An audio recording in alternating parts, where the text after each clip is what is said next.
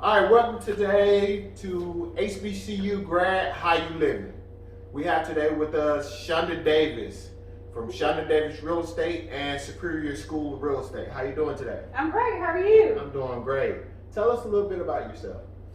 Well, I am the qualifying broker at Chanda Davis Real Estate, and I am the owner instructor at Superior School of Real Estate, and we just opened Valley Metro Property Management, and soon I'll be starting my auctioneering business company, I guess, because I got my auctioneer's license last year, so I got to get into that soon.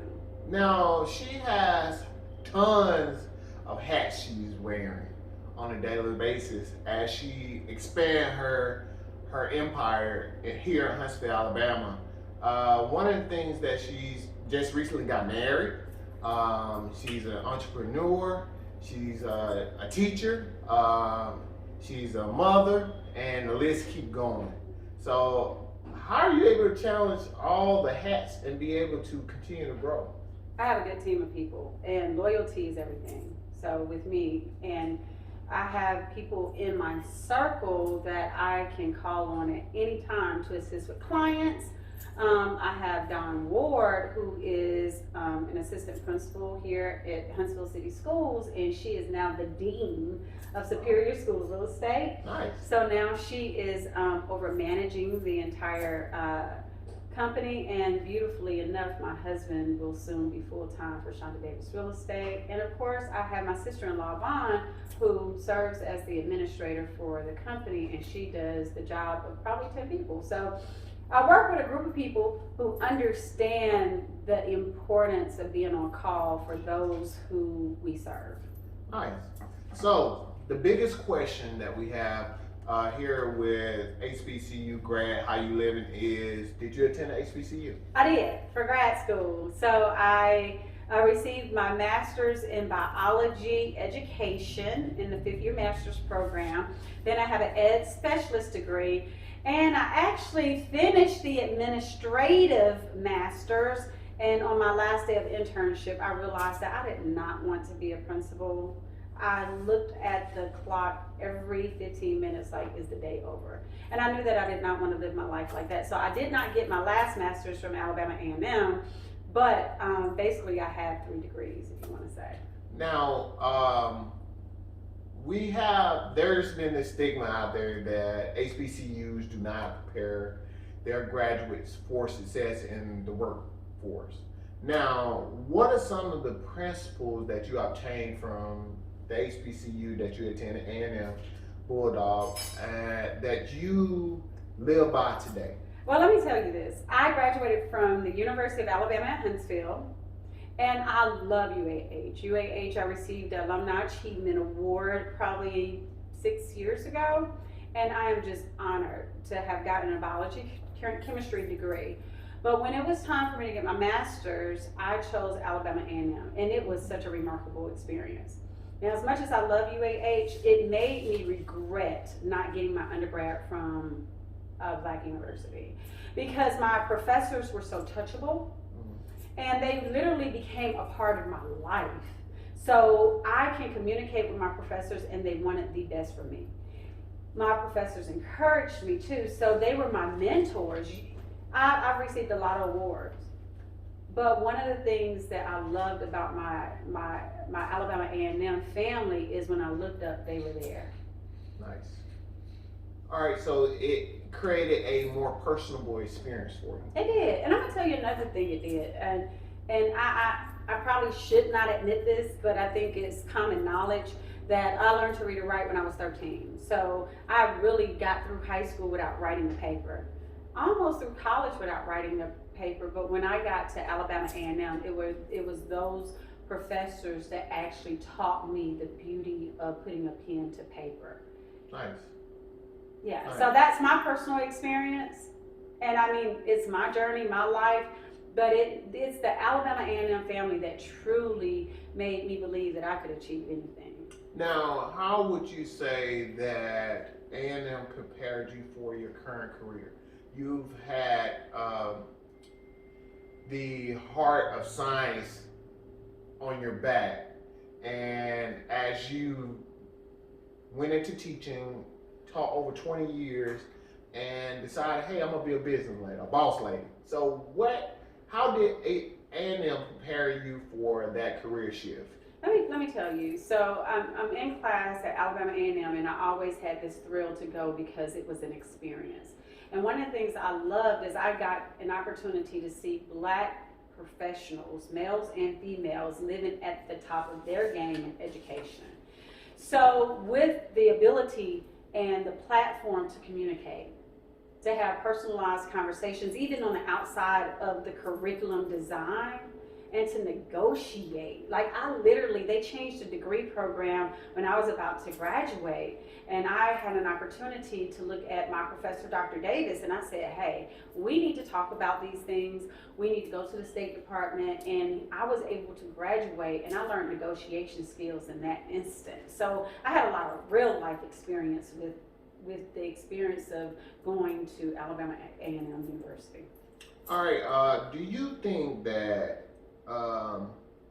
the skill set that you gained from A&M, you could have gotten from a PWI? I don't. Being aware, like just being an African American woman, and I'm mixed, so, but I identify with my Black side. You are who you are. And the reality is my comfort level was at Alabama A&M. Now I love UAH, but I went to school, I did my lesson, I took exams, I graduated. Mm-hmm. But at Alabama A&M, it was a true experience. Okay. And yes, I'm prepared.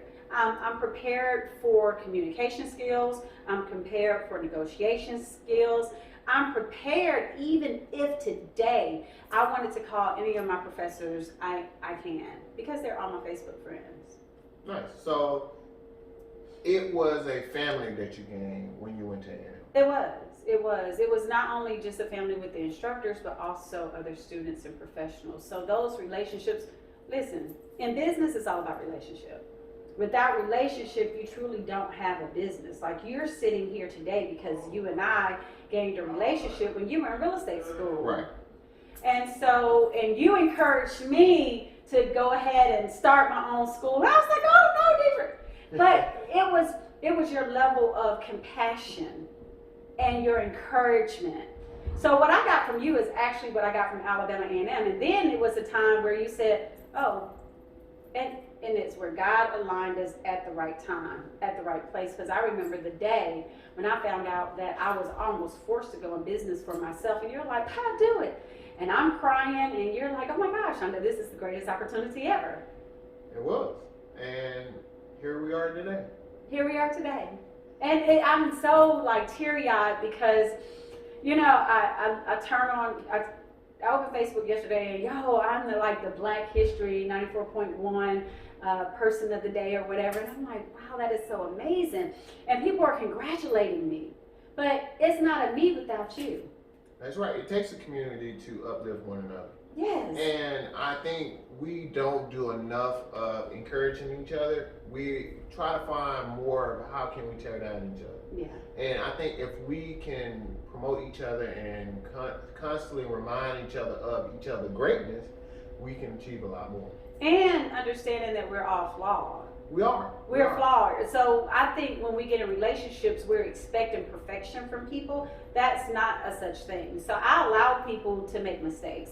I make mistakes. I have to apologize a lot in my day-to-day life, but I'm learning to accept my flaws too, because I'm not perfect in teaching in real estate classes, and I teach by stories. I get to laugh at myself all day.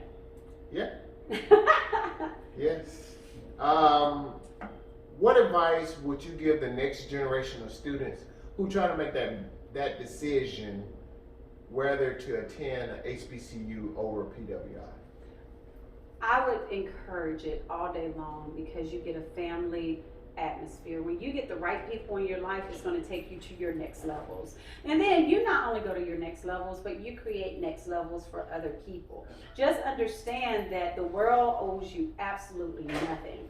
Everything that I've done has come from hard work, even though I had the support of my elders, my instructors, my leadership from Alabama A&M. But consistency is everything, and a hard work ethic. Now, one thing that I can say, what was expected for me at Alabama A&M versus my great institution at UAH actually was more on the Alabama A&M side, because life and learning became real to me. I agree. That was some of the same experiences I had when I attended Mississippi Valley State University, and I can say that for sure there was a personal connection with all my professors. I don't care if I was in history or if I was in a business class. They knew me by a first name basis. You no longer a number, and it's a warm feeling when everybody you touch on a HBCU campus is geared in or focused in on your success. And you know what's crazy? Let me just talk to you from a leadership portion. Like, I'm your broker at Chanda Davis Real Estate. When I see your name, Dietrich Smart, come through my computer system, and you've designed a contract, I already know. I already know how it's going to be designed. I already know what's going to be in it. I already know that I'm not going to have to call you and say, you're missing this, you left this out. It's going to be consistently done the right way in excellence each time. Oh, she's trying to make me cry. All right. No, so, your picture made me cry. I was like, oh my God. Y'all, have you seen his picture? Oh my gosh, his real estate picture is like GQ. Whoop. check me out on Facebook at Dietrich Smart. And how can people follow you on Instagram, Facebook, or social media? Well, I'm Chanda Davis under Facebook, Superior School of Real Estate Facebook, Chanda Davis Real Estate Facebook. I do have an Instagram account, and I do have a Twitter account, and I just have those accounts. Yes, how do I do everything? Yeah, I stick with Facebook. As my kids say, that's the old lady's way. But Facebook works for me. It built my career in real estate. Nice. Well, there you go, folks. We have the illustrious Chanda Davis with Chanda Davis Real Estate and Superior School of Real Estate. And have a great day. HBCU grad, how you living? That was fun. Yeah.